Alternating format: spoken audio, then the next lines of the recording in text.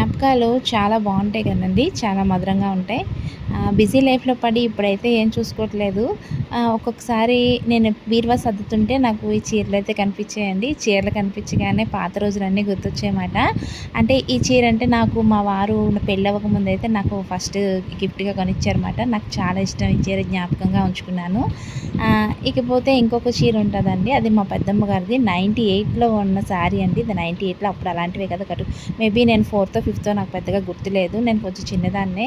అప్పుడు కట్టుకునేవారన్నమాట.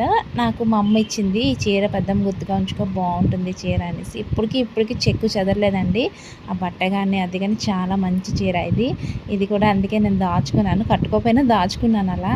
ఇదైతే నాకు పెళ్ళికి మా అమ్మ కొనిచ్చిందండి. ఇది కూడాను. నాకు ఈ చీర అన్నా కూడా చాలా ఇష్టం. ఇవైతే అలాగ అప్పుడప్పుడు చూసుకుంటా ఉంటాను.